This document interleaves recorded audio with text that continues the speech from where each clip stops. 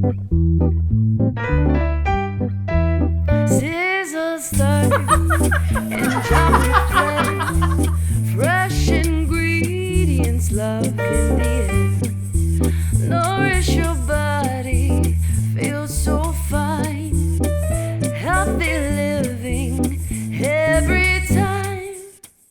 Welcome, my name is Hannah Romanowski, and this is Dancing in the Kitchen, a cooking show with a twist. On this show, we inspire and empower you to nourish yourself inside and out through healing foods, music, and dance so that you can experience more joy in your life. On today's episode, we are talking about healing the heart through culinary medicine and heart healing art. We hope that this episode inspires you to invite more creativity into your life as a key source of nourishment and include more foods that protect the heart. I can't wait to share with you all these wonderful foods that help to protect the heart. And we're going to talk more about that when we invite on our special guest. So stay tuned. Another key component, though, to heart health is exercise. And can you guess what exercise I recommend? Why, yes, it's dance. Let's plant the seeds of dance right now by grounding ourselves in our bodies. And I want to show you a couple exercises that help to open the heart so that you have a sense of softness and warmth. And this is such a great way to connect to your body, especially if you're feeling anxious or fearful or otherwise closed off. So the first thing I invite you to do is take your hands and put them on your heart and take some deep breaths. And then expand your chest, expand your rib cage, and give your chest a nice lift as you reach back, opening your heart. And you can bring your arms up and circle them back too. Keep breathing, keep that breath flowing.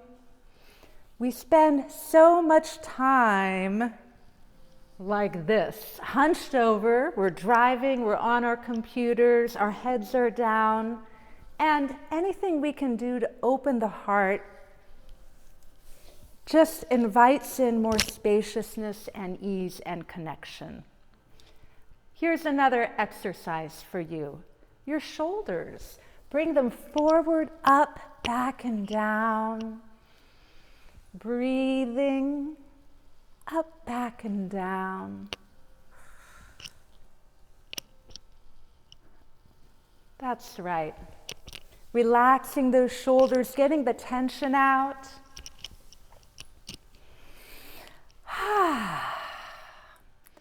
Doesn't that feel better? We have more dancing to come in this episode. But first, I want to talk about one of my favorite spices that we're going to use in our recipe today.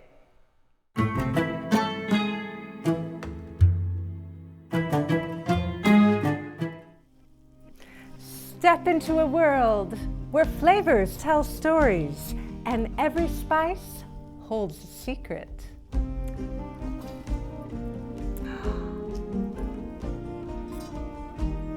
Dill. Dill is a spice commonly used in Russian and Slavic cuisine that is excellent for the heart. Dill contains flavonoids, vitamin C, and beta-carotene, which help reduce oxidative stress and inflammation. Compounds in dill, like potassium and quercetin, help relax blood vessels and improve circulation, contributing to lower blood pressure. The magnesium in dill helps regulate heart rhythms and maintain healthy muscle contractions. Dill has carminative properties. Dill helps reduce bloating, gas, and indigestion. The essential oils in dill, such as carvone, stimulate the secretion of digestive juices, aiding digestion. Egyptians used dill for medicinal purposes and as an ingredient in embalming mixtures. Greeks and Romans valued dill for its healing properties and as a symbol of wealth. Roman gladiators applied dill seed oil to their bodies, believing it had strength-inducing properties. How do you use dill? Sprinkle fresh dill on soups like borscht. Use it in marinades for fish and meat. Add it to pickled vegetables as a Slavic favorite. So next time you're going through your spice cabinet, consider pulling out some dill and sprinkling it onto your meal so you can get all these incredible health benefits that have been appreciated for thousands of years. And now a word from our sponsor.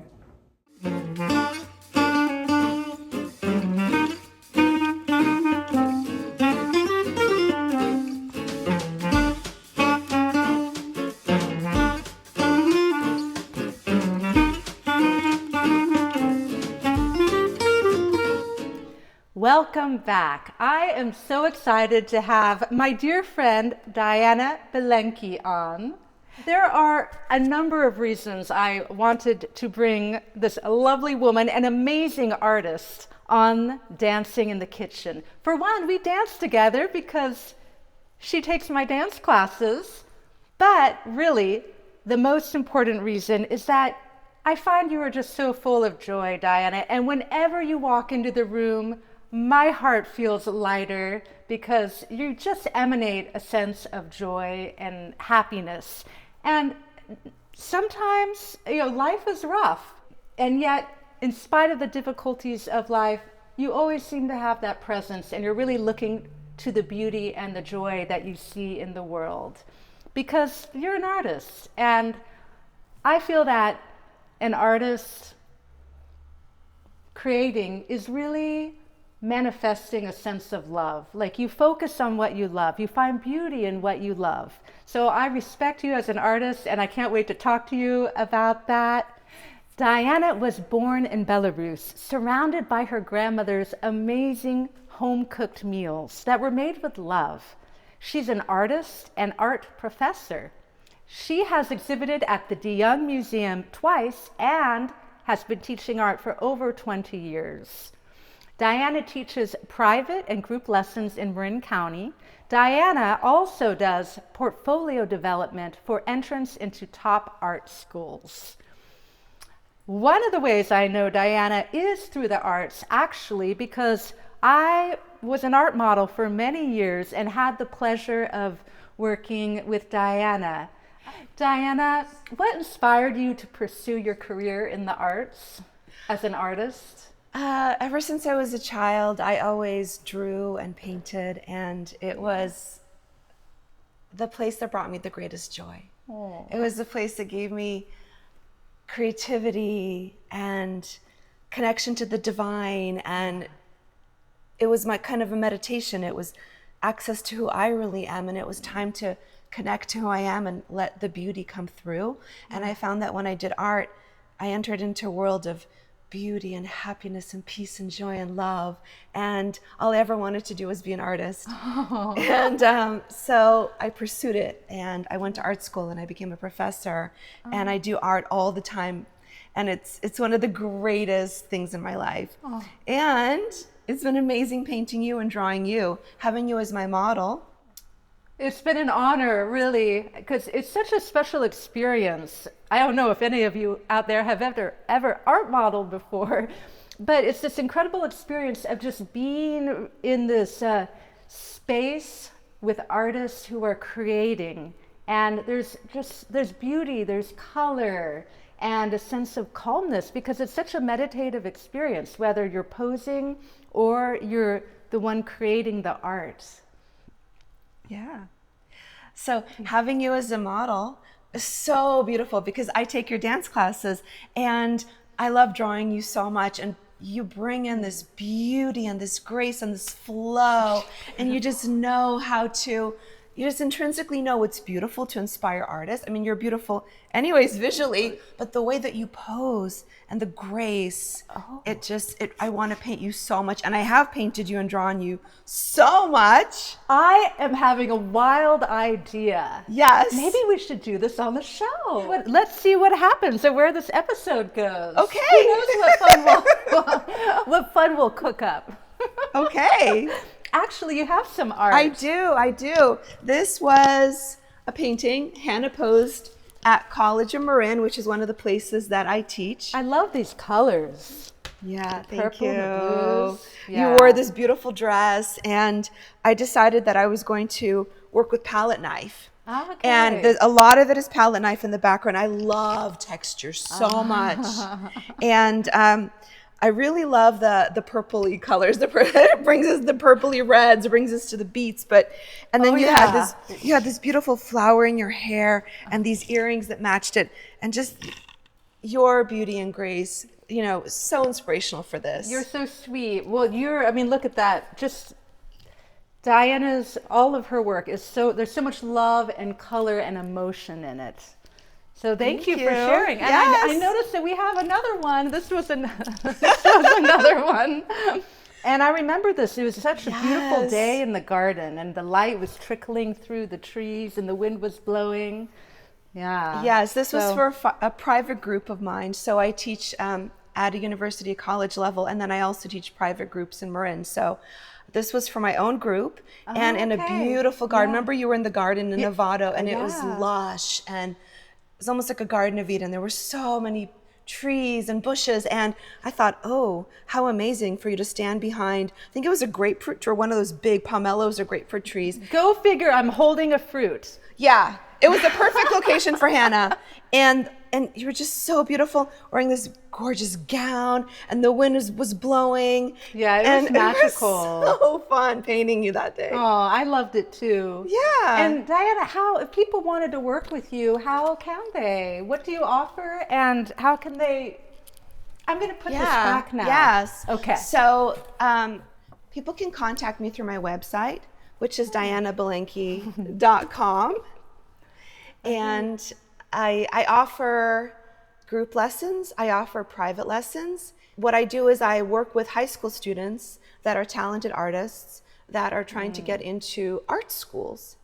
And I've gotten a lot of students into top art schools in the country, and I work with them in portfolio development. And it's been wonderful. I love working with students and teaching them and watching them grow. Yeah, you're such a wonderful teacher. I know you are. Thank you. So there's another reason I wanted to invite you on the show, and that is we both share Belarusian heritage. Mm-hmm. Yes. And my father came to this country as a boy, but you were actually born in Minsk, and you grew up in Belarusian culture. Yeah. And I asked you, so what is a salad? Because I love salads. What is a salad you grew up eating? And you shared with me a delicious salad. So I'm really looking forward to making that with you today. I love the salad. It's got this sweet and sour flavor. It's delicious. It's crunchy. There's hearty stuff like potatoes and beets and carrots, and one of my favorite salads. Yeah, and it's very nutritious too, and it is like a meal. So it's very hearty for that hearty winter weather. Yes. Yeah, for the cold weather. What do you have, before we get to making our salad, I wanted to ask, do you have a favorite food memory from your childhood? Definitely my grandmother.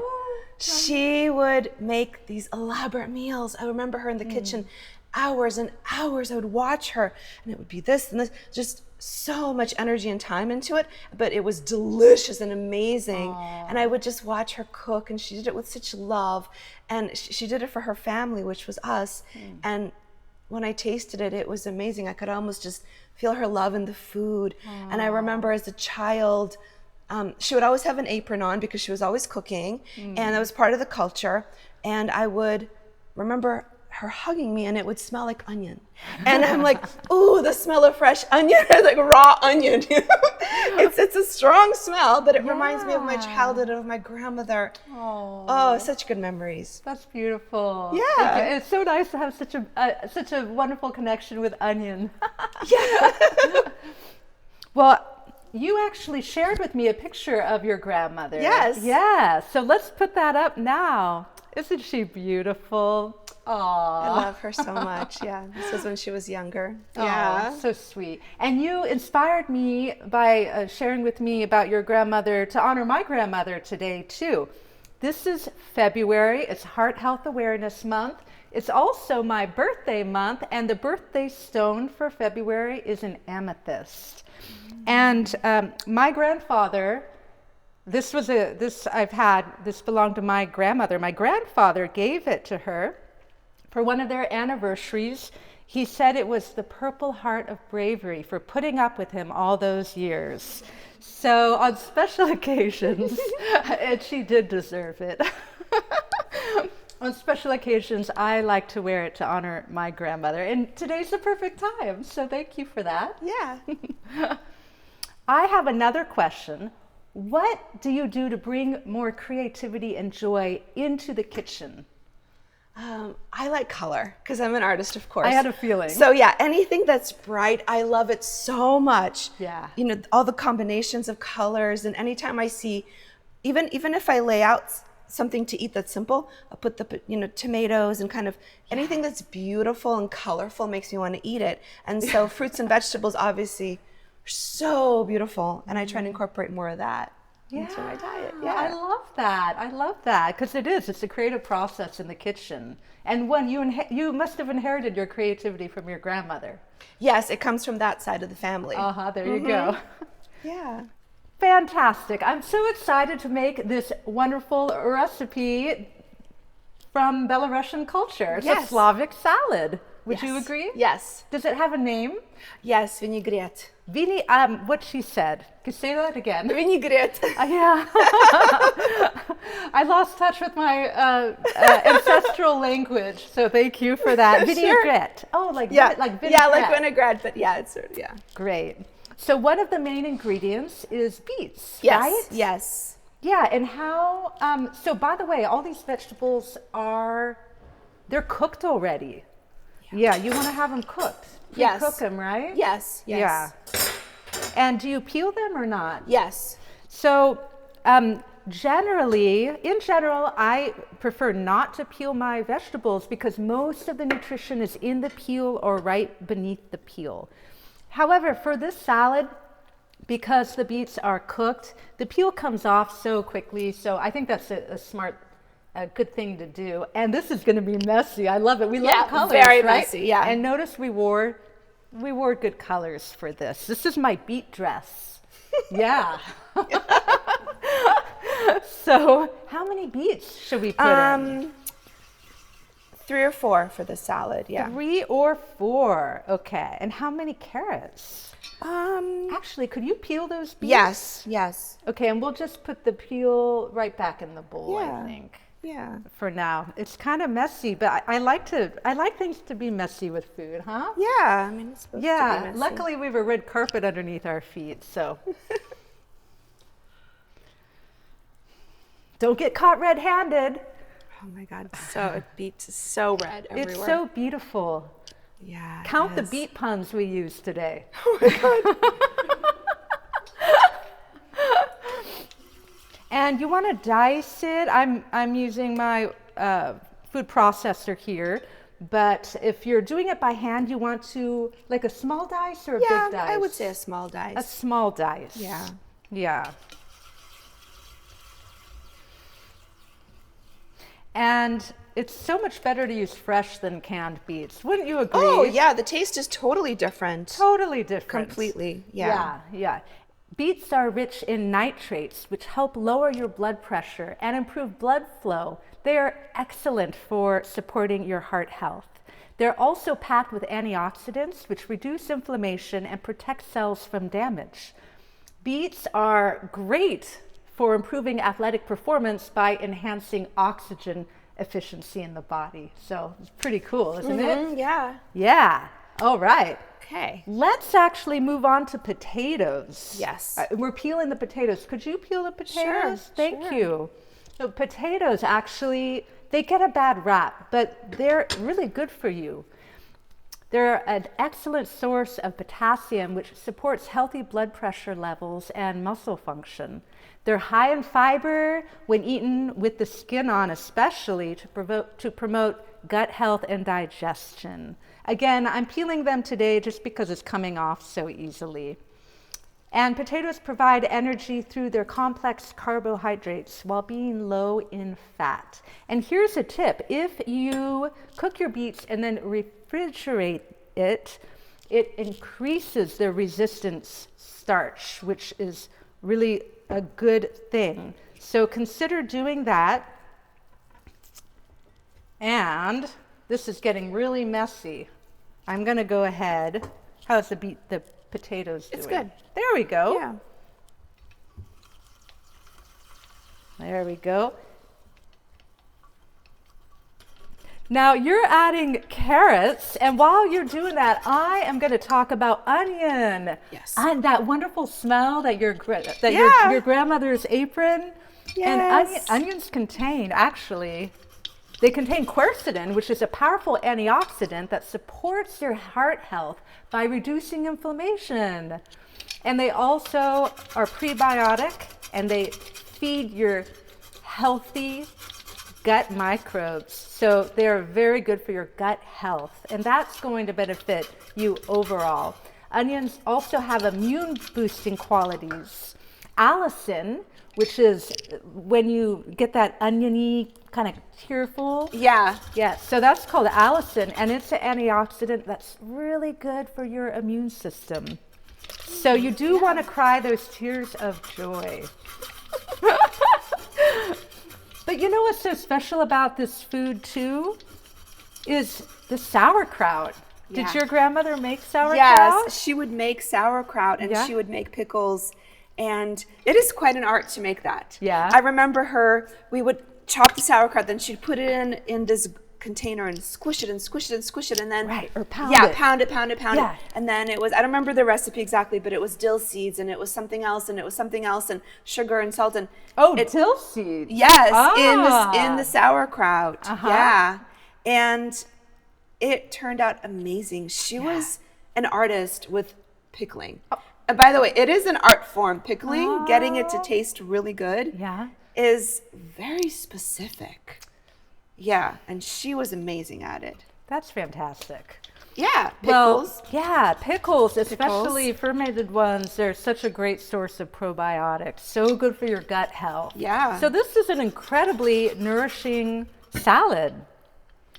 So we're going to be adding, let's see, we had like 2 carrots or 3 carrots? 3 carrots, 3 or 4 depending on the size. Okay. Yeah. I think that's enough because these are pretty big carrots. Yeah, that's good. Now, there are a couple ingredients that are great for this recipe that we don't have today because I left them at home. Oops. One is olive oil, and then the other one is green peas. And green peas are a great source of plant protein, actually. Yeah, sweet peas kind of in a can, which is not the Yeah. best, but they But what about something. what about frozen? No, it was sweet peas in a can usually they add, which is, it's not, the healthiest thing in a can, but it just adds this like really nice other sweet flavor because this see. is sweet. It's sort of a sweet and sour Okay. salad. It's got yeah. that balanced flavor of the opposites, which we all know about in art. Opposite colors, It's all We won't get connected. into the whole art. It's all related. It's all related. Balancing of elements, Right, Yeah. right. Yes, so we're going to be adding the pickles now, and then we're almost done. We have the sauerkraut, and then we also have some fresh herbs. And we chop these really fine? Yes. Okay, so I actually, in addition to parsley, I also have some dill. Some fresh Yeah. dill herb. So shall we add that? Yes, Okay, absolutely. wonderful. Did we get the onion in yet? Not yet. Oh, and then we add the onion. So I'm going to chop the herbs. Okay. Actually, maybe we should switch. Sure. Why don't you chop the herbs? Yeah. And I'll add the onion.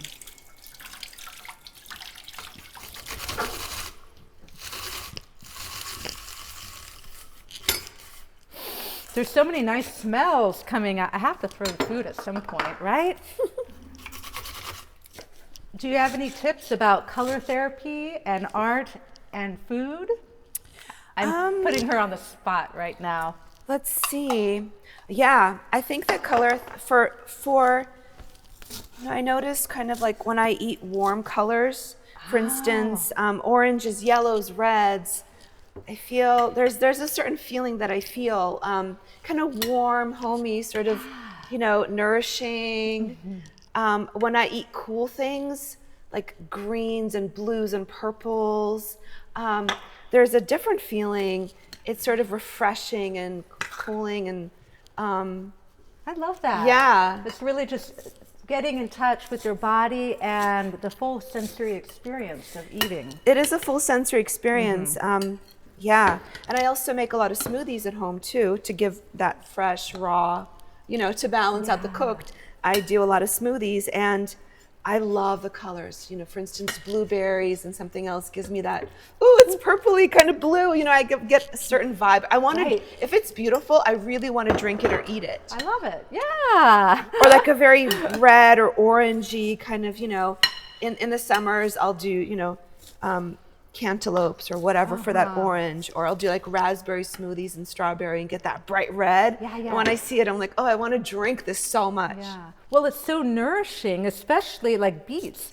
The deeper and richer the color of your vegetables, the more nutritionally dense they are, because different colors correspond to different antioxidants and different kinds of plant medicine. So you do want to get all the colors in the rainbow when you eat, as much as you can.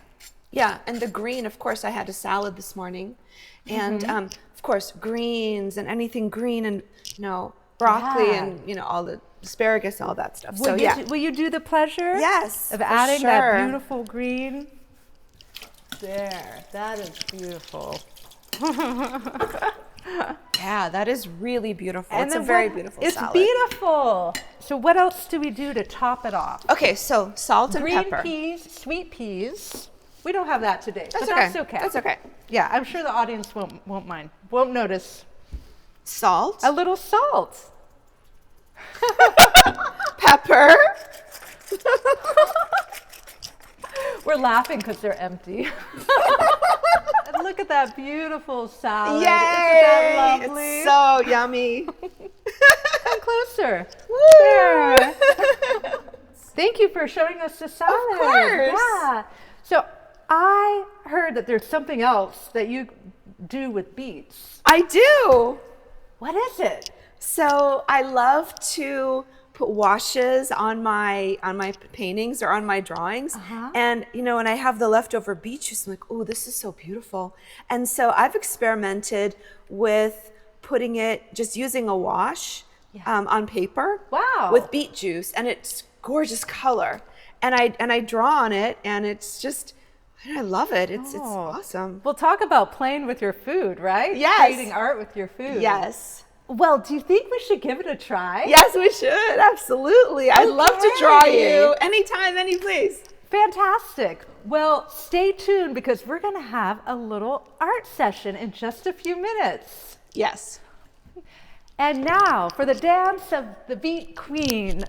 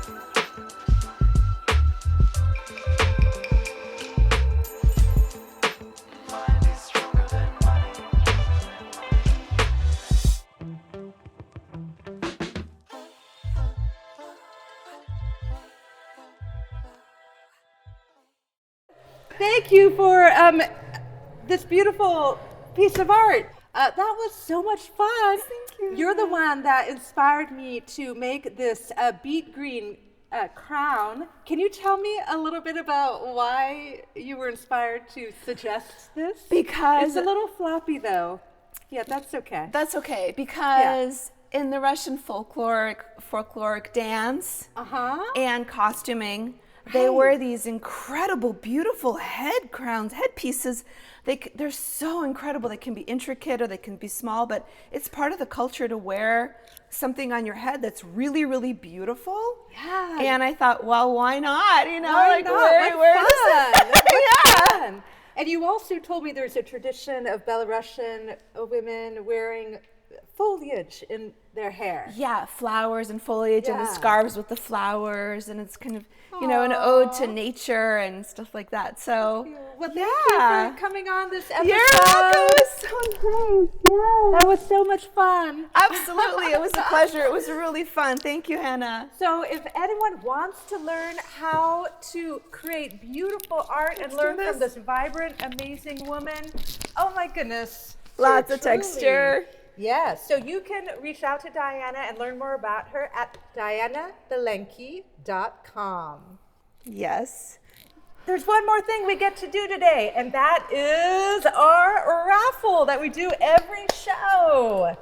And we have all of our raffle tickets in here. And Diana, would you pick out a raffle ticket? With flair. Yes. Oh, with flair and floppy headpieces. All right. Okay, it is 142562. 142562. Come on up. No, don't worry about your ticket. Just come up on stage. We know it's yours. Yeah, I know. Come on up and guess what you get? I'm so glad you won.